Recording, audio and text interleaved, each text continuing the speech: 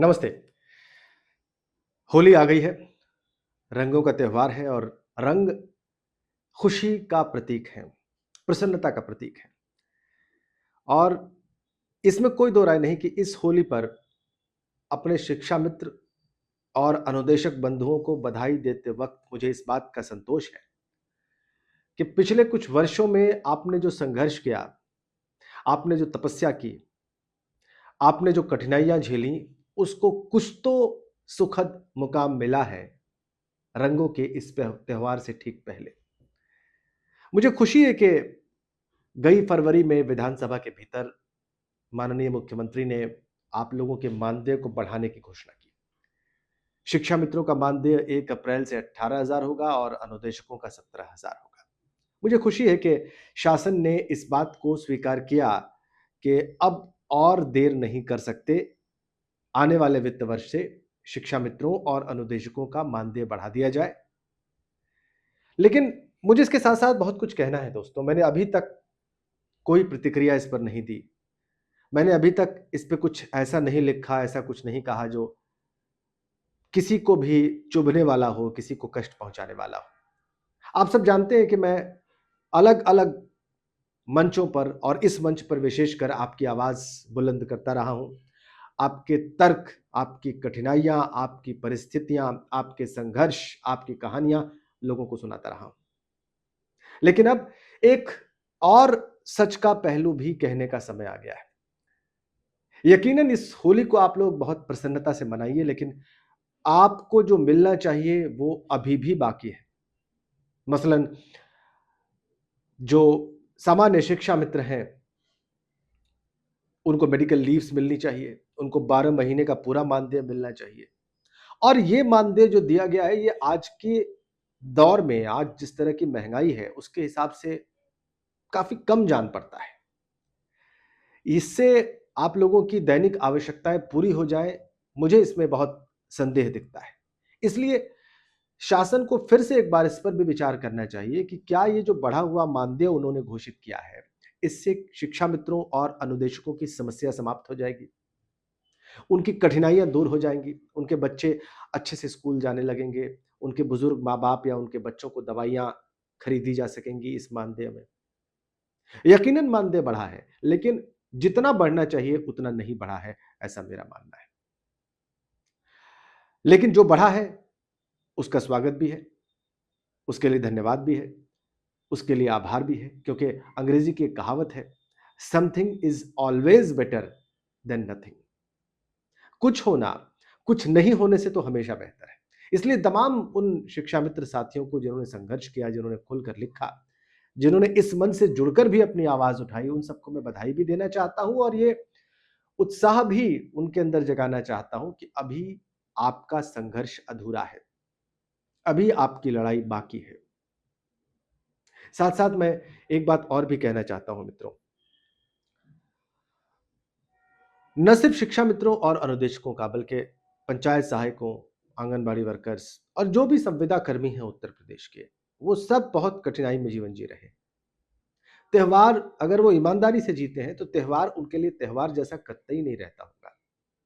इसको समझने के लिए कोई रॉकेट साइंस पढ़ने की जरूरत नहीं है, ये बहुत आसानी से, सरलता से समझा जा सकता है। इसलिए मैं उनसे भी कहना चाहता हूं कि आपको भी जागने की जरूरत है। आपको भी अपनी बात तार्किक तरीके से, संवैधानिक दायरे में रहकर, मर्यादित तरीके से लगातार कहने की जरूरत है, ताकि शासन तक आपकी आवाज पहुंचे, ताकि सभी लोगों को पता चले कि आप किन कठिनाइयों में जीवन बसर कर रहे हैं। और जैसे शिक्षा मित्रों और अनुदेशकों के लगातार कहने का असर पड़ा शासन पर, वैसे आपके लिए भी कुछ असर पड़े, खासकर पंचायत सहायक मित्रों का, जिनका मानदेय 6,000 है।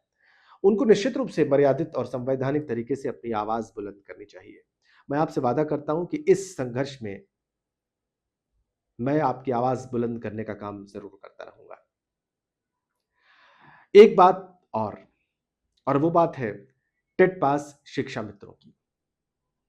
टेट क्वालिफाइड शिक्षा मित्रों को विशेष सम्मान मिलना चाहिए, इसलिए क्योंकि वो प्रशिक्षित हैं, इसलिए क्योंकि उनके अंदर वो गुण है, वो अहर्ता है, वो एलिजिबिलिटी है जो उन्हें उचित सम्मान दिला सके और जिसकी सरकार को आवश्यकता है, जिसकी नए कानून के पैमानों पर ज़रूरत है।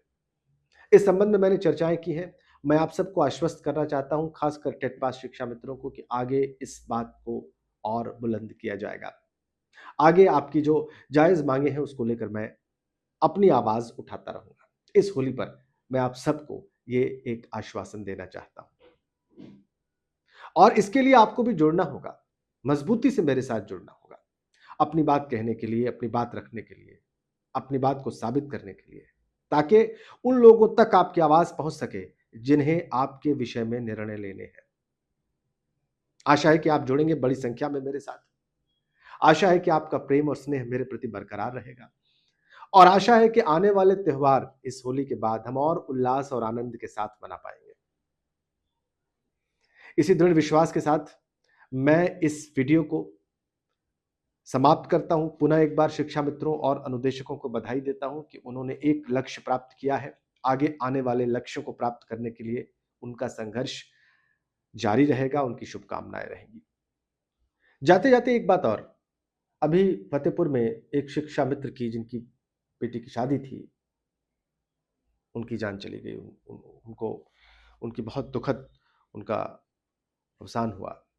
बहुत सारे मित्रों ने बहुत कुछ कहा, सोशल मीडिया पर मुझे टैग करके लिखा गया। मेरे मन में भी अपार पीड़ा है। क्यों?